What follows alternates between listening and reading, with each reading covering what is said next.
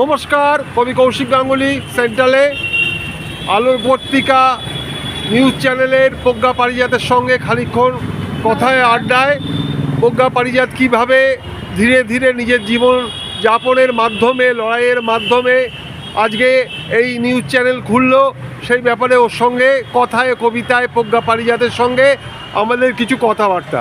বলুন আপনি। আমি স্কুল সার্ভিসে 4th হয়েছিলাম, যে কোনো কারণেই হোক আমার স্কুল সার্ভিসটা হয়নি। আমি একটা পেশায় শিক্ষকতার সঙ্গেও জড়িত আছি। এছাড়াও রামকৃষ্ণ মিশনের বদৌলতে আমি বিভিন্ন স্লাম এরিয়াতে গিয়ে স্পোকেন ইংলিশ মেয়েদেরকে শেখাই, ওমেন্স এম্পাওয়ারমেন্ট ডেভেলপমেন্টে আছি। তারপর এইটা হয়নি বলে তারপর আমি বুটিকের চেষ্টা করেছি এবং সেটা খুব সাফল্য লাভ করেছিলাম। বিদেশে আমার জিনিসপত্র বিক্রি হতো এবং ভালো টাকাই আমি ইনকাম করতাম। শিল্পী হিসেবেও আমার একটা সুনাম হয়েছে। পরবর্তীকালে এটা 23 সালে গিয়ে এটা ভেঙে যায়, আমার বুটিকটা একটু ডিস্টার্ব হয়ে যায়। তার কারণ আমার বাড়িতে ভীষণভাবে তাণ্ডব চালাতো আমার ভাই পার্থী। সেই তাণ্ডবের জন্য সেই মানে যারা আমার কাস্টমাররা ছিল সেটা ওরা মেনে নিতে পারেনি যে বাড়িতে এইরকম, তার মানে নিশ্চয়ই তারা ভালো মানুষ নয়। হ্যাঁ, সেই কারণে ওরা ধীরে ধীরে আমার কাছ থেকে সরতে থাকে এবং বুটিকটা নষ্ট হয়ে যায়। তারপর আমি এইরকমভাবে চলতে চলতে গণপতি সেবা ট্রাস্টের সঙ্গে 2024 সালে যুক্ত হই। আমি প্রথম গণপতি সেবা ট্রাস্টের অনুষ্ঠানে আমি গিয়ে কবিতা পাঠ করি কবি দীপক কুমার বণিকের কথায়। উনি আমাকে ডেকেছিলেন অনুষ্ঠানে, আমি পাঠ করলাম। পাঠ করার পরে আমি একটা বছর গণপতি সেবা ট্রাস্টের সঙ্গে কাজ করেছি। পরবর্তীকালে 4 মাস আমি বিজু বাংলা চ্যানেলের সঙ্গেও আমি কাজ করেছি, যার কর্ণধার দীপক কুমার বণিক। হ্যাঁ, কিন্তু এই চলতে চলতে উনি দেখা যায় যে মানে কিছু ওনার কষ্ট হতে থাকে আমার আচরণ মিনস কি, আমি কবি কৌশিক গাঙ্গুলি আমার প্রেমিক বন্ধু, ওনাকে আমি খুব ভালোবাসি, চুমু খাই, সব কিছু। হয়তো ওনার বয়স হওয়ার জন্য হয়তো বা উনি মেনে নিতে পারেননি, কিন্তু আমার একটু কষ্ট হয়েছে। কারণ ওনার ছেলে বৌমার আধুনিক যুগটা তো উনি দেখছেন, দেখে উনি মেনে নিতে পারছেন না। কেন আমাকে আর কৌশিক গাঙ্গুলিকে কবি কৌশিক গাঙ্গুলিকে মেনে নিতে পারছেন না? তো সেখান থেকে উনি আমাকে যখন বলেছেন যে তোমাকে বিজু বাংলা চ্যানেল অথবা কৌশিক গাঙ্গুলিকে মেনে নিতে হবে, তখন সেখান থেকে বা চুমাচারি ছবি দেওয়া চলবে না, একটা অপশনস তৈরি হয় এবং আমাকে উনি তাড়িয়ে দেন।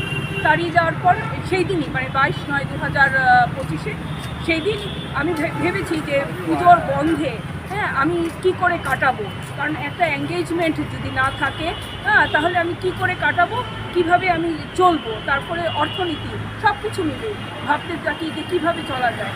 সেই দিনই কফি হাউসে আমাদের একটা বিপুল পাল চৌধুরীর জন্মদিনে নেমন্ত্রণ ছিল। সেখানে কবি কৌশিক গাঙ্গুলি এবং আমাদের সব বন্ধুরা ওখানে উপস্থিত ছিল। সেই সময় আমার আলোর পত্রিকা চ্যানেলের জন্ম হয় এবং আলোর পত্রিকা নিউজ চ্যানেলের নামটা কবি কৌশিক গাঙ্গুলি রাখেন এবং ওনার কাছেও আমি খুব কৃতজ্ঞ যে উনি আমার কাছে আমার পাশে আছেন, সাথে আছেন এবং চ্যানেলটা চালানোর জন্য যে বুদ্ধি দেওয়া সব কিছু উনি আমাকে বলেন যে এইভাবে করলে ভালো হয়, একা চলো, এই করো, সেই করো, সব উনি আমাকে বলতে থাকেন এবং ওনার ভালোবাসায় ওনার স্পর্শে আমার চ্যানেল মানে চালাতে পারছি। আপাতত প্রথম দিন থেকেই এটা খুব ভালো রান করছে। তখন আমার লোগো ছিল না, আজকে আমার লোগো আছে। এই 7 তারিখে আমি স্টুডিও নিয়েছি এবং 8 তারিখে এটার উদ্বোধন করেছি, মানে গতকালকে আমি এটার উদ্বোধন করেছি। আর ভালো চলছে এটা, আমি হতো না।